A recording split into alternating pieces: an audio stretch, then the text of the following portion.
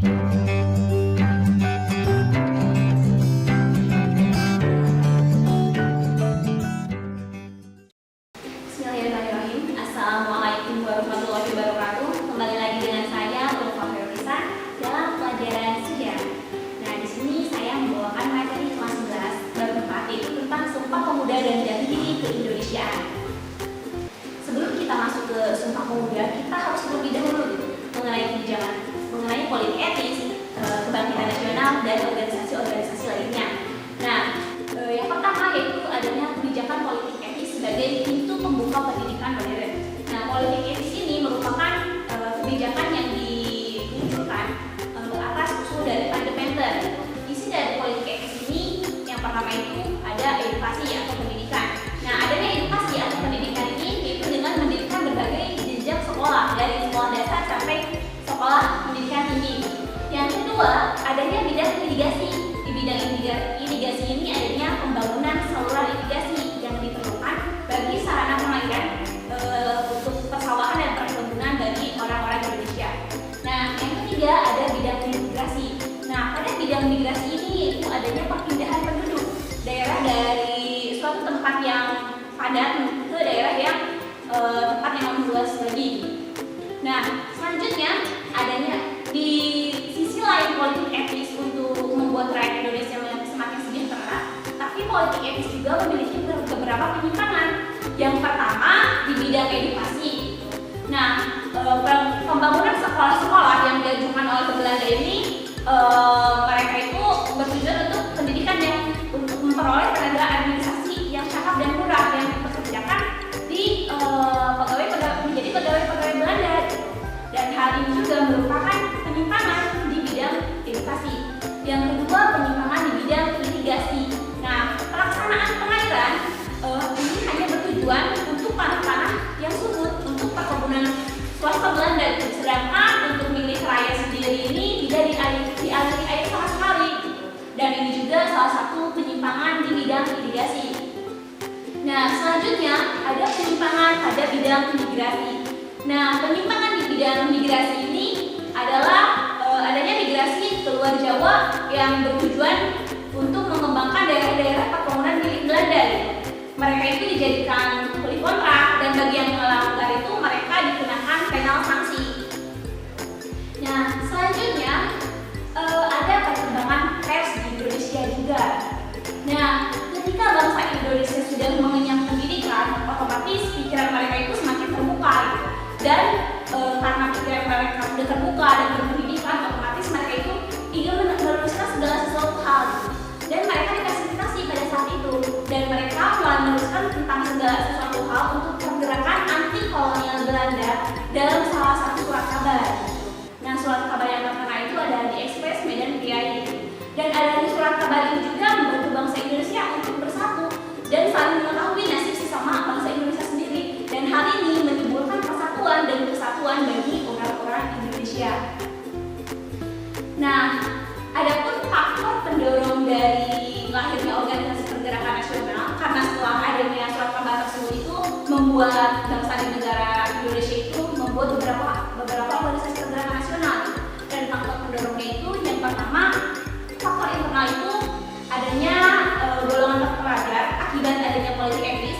Yang kedua, adanya kemajuan di bidang transportasi dan komunikasi yang telah mendorong bangsa Indonesia itu untuk saling memberi kabar dan mengetahui nasib sesamanya sendiri.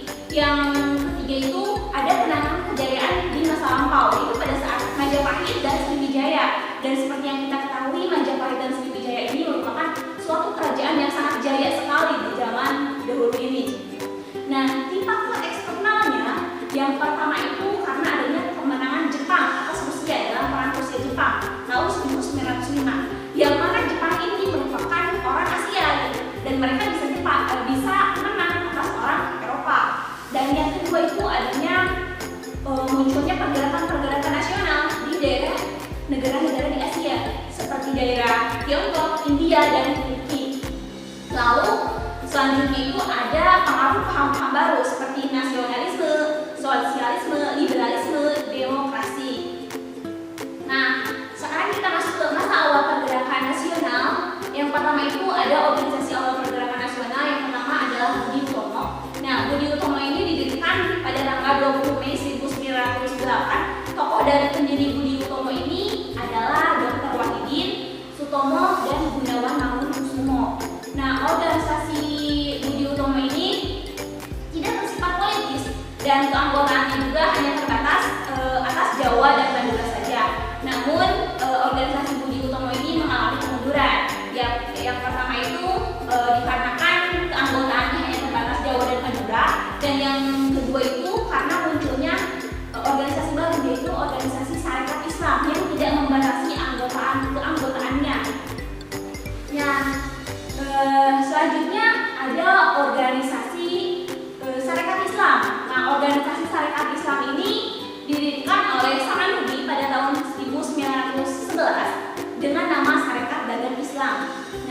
tujuan dari Syarikat Dagang Islam adalah menjadi wadah bagi para pedagang muslim untuk menghadapi persaingan dengan pedagang asing. Nah, lalu pada tanggal 10 September 1912, Syarikat Dagang Islam ini berganti menjadi Syarikat Islam dengan ketuanya yaitu Cokro Aminoto. Dengan tujuan itu mulai dirilis, yaitu tujuannya yang pertama itu membantu perdagangan, yang kedua itu membantu anggotanya yang kesulitan dalam permodalan, yang ketiga itu memajukan kepentingan jasmani dan rohani pedagang pribumi, yang keempat itu memajukan kehidupan agama Islam. Nah, selanjutnya juga masih di masa awal pergerakan nasional ya, ada organisasi Muhammadiyah.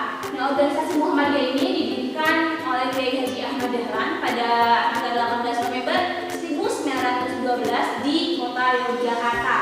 Nah, tujuan dari didirikannya Muhammadiyah ini pertama itu untuk memajukan pendidikan dan pengajaran berdasarkan agama Islam. Yang kedua, mengembangkan pengetahuan agama dan cara hidup sesuai agama Islam.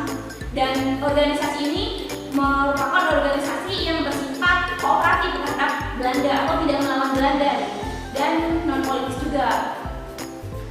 Selanjutnya ada organisasi periode nasionalisme politik.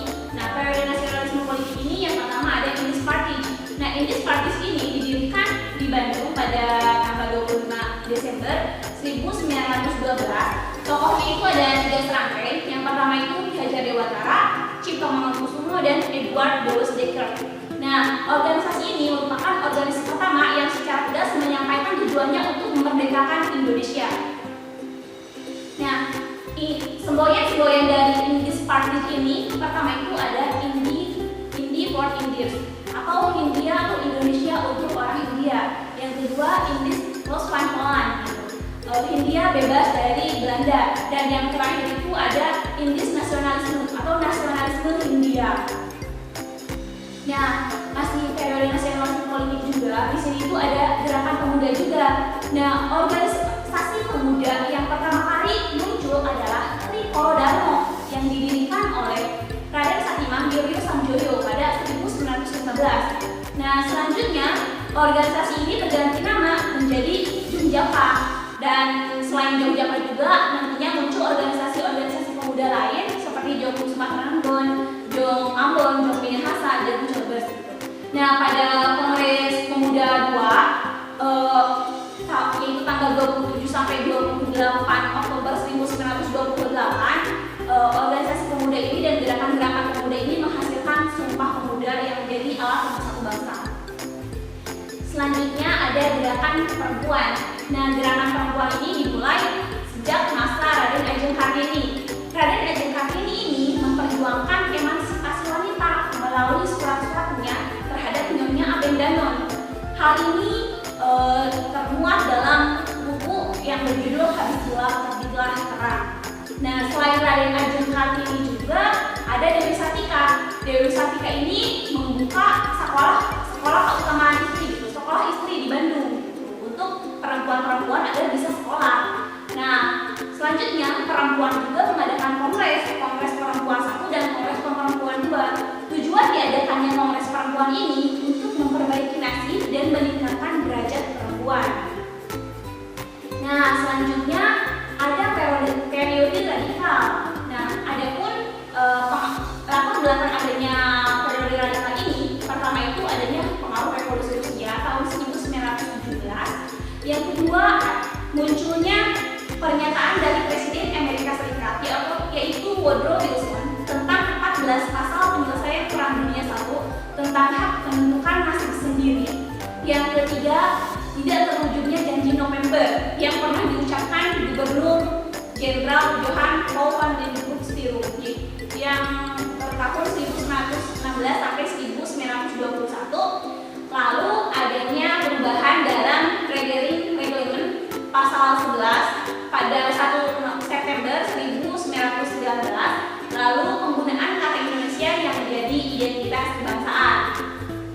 Nah, organisasi periode radikal itu pertama itu ada Perhimpunan Indonesia. Nah, pada awalnya Perhimpunan Indonesia ini bernama Indis Vereniging. Nah, Indis Vereniging ini didirikan di negeri Belanda pada tahun 1918 bertujuan untuk memperjuangkan kepentingan orang Indonesia yang ada di Belanda. Nah, organisasi ini didirikan oleh Sultan Kesajaman dan Noto Suroto. Nah, pada tahun 1922, penggunaan English Spelling ini diganti menjadi Indonesian Spelling untuk memperkuat kebangsaan dan terjun ke dunia politik. Selanjutnya, pada tahun 1925, Indonesian Spelling ini mengganti kembali namanya menjadi Perhimpunan Indonesia yang pada saat itu diketuai oleh Dr. Andes Muhammad Hatta. Nah, kegiatan dari Perhimpunan Indonesia ini diisi dengan propaganda melalui majalah Hindia Putra. Dan kemudian majalah Hindia Putra ini menjadi majalah Indonesia Merdeka pada tahun 1924. Nah, adapun visi dari Perhimpunan Indonesia yang pertama itu ingin menjadikan Indonesia agar bisa menentukan nasibnya sendiri. Yang kedua itu bangsa Indonesia mengandalkan kemampuan dan kekuatannya sendiri untuk merdeka. Yang ketiga itu bangsa Indonesia harus bersatu dalam melawan penjajah. Nah, selanjutnya masih di organisasi radikal, yaitu adalah Partai Nasional Indonesia. Nah, Partai Nasional Indonesia ini didirikan pada tahun 1927 oleh Cipto Mangunkusumo, Sutomo dan Ishak Cokro Hadi Sunario, dan nantinya organisasi ini dalam Kongres PRI menjadikan Soekarno sebagai ketuanya. Nah, PRI ini memiliki asas yang pertama self-help, yaitu menolong diri sendiri, dan yang kedua itu non-kooperatif, atau mereka itu tidak mau bekerja sama dengan pihak Belanda atau menentang Belanda. Dan ketiga adalah marxisme, yaitu menghapus kemiskinan. Adapun kegiatan dari PRI ini, yang pertama itu menyelenggarakan kursus, pendidikan, dan sekolah-sekolah. Yang kedua itu menerbitkan surat kabar Persatuan Indonesia yang letaknya di Batavia, dan menerbitkan surat kabar Benteng Priangan yang ada di Bandung, lalu mengadakan rapat-rapat umum. Nah, selanjutnya ada Partai Komunis Indonesia. Nah, Partai Komunis Indonesia ini didirikan pada tanggal 23 Mei 1923. Nah, awalnya Partai Komunis Indonesia ini bernama ISDI yang didirikan tahun 1914 oleh Smedley. Nah, pada tahun 1920 berubah nama menjadi Perserikatan Komunis India dan akhirnya menjadi Partai Komunis Indonesia. Tokoh-tokoh di dalam Partai Komunis Indonesia ini ada Alimin, Musso, Darsono, Semaun. Nah, lalu Partai Komunis Indonesia ini gerakan radikalnya itu ditujukan dengan melakukan aksi pemogonan buruh gitu. Dan dengan adanya aksi tersebut, PKI ini dinyatakan sebagai organisasi terlarang pada saat pemerintahannya kolonial Belanda. Nah, selanjutnya ada organisasi di periode bertahan. Yang pertama itu ada perjuangan di dalam Volksraad. Yang pertama itu ada Praksi Nasional. Praksi Nasional ini didirikan oleh Muhammad Husni Tamrin pada tanggal 27 Januari tahun 1930 untuk mencapai tujuan kemerdekaan Indonesia secepatnya. Yang kedua ada Petisi Suparjo. Nah, Petisi Suparjo ini dicetuskan oleh Sutarjo Karto Hadikusumo dengan tujuan untuk menyusun suatu rencana pemberian kepada Indonesia suatu pemerintahan yang berdiri sendiri. Dan hal ini sesuai dalam batas pasal 1 Undang-Undang Dasar Kerajaan Belanda. Nah, yang selanjutnya ada Mosi Tamrin, dikeluarkannya oleh Muhammad Tamrin agar pemerintah kolonial Belanda ini mengganti istilah-istilah yang dianggap sudah tidak sesuai lagi dengan situasi dan kondisi bangsa Indonesia pada saat itu, termasuk kemerdekaan Indonesia. Nah, ada pun beberapa organisasi dalam periode bertahan, yaitu pertama ada mahasiswa, ada Partai Indonesia Raya, dan yang terakhir itu ada Partai Gabungan Politik Indonesia. Nah,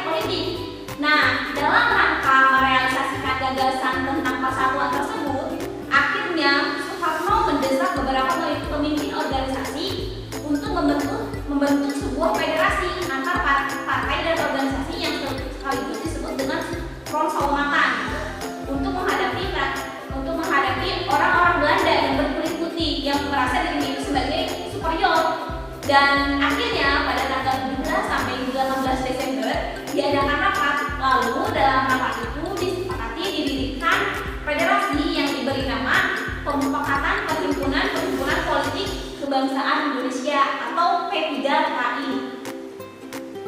Nah, adapun tujuan dari P3KI yang pertama itu mencegah perselisihan antar partai dan organisasi, karena di sini terdiri dari beberapa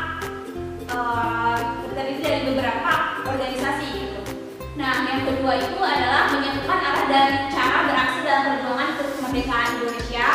Yang ketiga ada mengembangkan persatuan kebangsaan Indonesia dengan berbagai lambangnya seperti sang merah putih, lagu Indonesia Raya, dan bahasa Indonesia. Nah, setelah mereka berorganisasi dan mulai bersatu, dan di saat itu muncullah persatuan dan akhirnya persatuan ini diadakanlah di dalam satu kongres yang dinamakan dengan Kongres Pemuda 1. Nah, pada Kongres Pemuda 1 ini dilaksanakan pada tanggal 30 April sampai 2 Mei 1926, dan hasilnya itu menyepakati penggunaan bahasa Melayu sebagai bahasa persatuan atau bahasa Indonesia. Dan 2 bulan setelah Kongres Pemuda 1 ini, perwakilan organisasi pemuda tersebut juga sepakat untuk membuat Jong Indonesia dan untuk menyatukan seluruh pemuda di Indonesia. Nah, selanjutnya untuk menindaklanjuti Kongres Pemuda 1, maka dilaksanakan lagi Kongres Pemuda 2 dan akhirnya nanti melahirkan Sumpah Pemuda. Nah, Kongres Pemuda 2 ini dimulai sejak tanggal 27 Oktober tahun 1928 dan berakhir pada tanggal 28 Oktober tahun 1928. Hasil dari Kongres Pemuda 2 ini pertama itu menetapkan lagu Indonesia Raya, dan di sini juga lagu Indonesia Raya itu pertama kali dilakukan di Indonesia gitu. Nah, lagu Indonesia Raya sebagai lagu kebangsaan. Dan yang kedua itu penetapan bendera merah putih sebagai bendera kebangsaan, dan yang ketiga itu penetapan bahasa Indonesia sebagai bahasa persatuan, dan bahasa ini sudah ditetapkan pada Kongres Pemuda 1 sebenarnya, dan di sini juga terjadilah pengikraran Sumpah Pemuda. Lalu, nah untuk nilai-nilai di dalam Sumpah Pemuda itu ada 3. Yang pertama itu nilai persatuan. Nah, di sini para pemuda sudah memahami sejarahnya yang sangat panjang, sudah memahami perjuangan dan perlawanan terhadap kolonial Belanda dan lain sebagainya. Di sini mereka itu mulai sadar dan ingin bersatu dan mendalami arti pentingnya persatuan. Yang kedua itu adalah kemandirian, jati diri kedaulatan atau penguatan nasionalisme. Terikat satu tanah air, satu bangsa, dan keikhlasan menjunjung satu bahasa yaitu Indonesia, satu nusa bangsa menunjukkan adanya kesadaran tentang jati diri dan semangat kebangsaan. Dan yang terakhir itu adalah adanya nilai demokrasi. Mereka berjuang bukan dengan kekerasan, tetapi mereka berjuang dengan cara bermusyawarah. Nah, salah satu musyawarah mereka itu dilakukan di dalam Volksraad, dan mereka juga di sini sudah berdemokrasi. Sekian pembahasan dari saya. Wabillahi taufiq wal hidayah. Wassalamualaikum warahmatullahi wabarakatuh. Kunjungi sosial media lainnya seperti website kami di pkbmalfata.com, Facebook PKB Malfata Manunjaya, Instagram PKB Malfata _official. Dan terima kasih telah klik video ini. Jangan lupa like, comment, share, and subscribe untuk menunjukkan dukungan kamu terhadap channel ini. Enjoy the video PKB Malfata.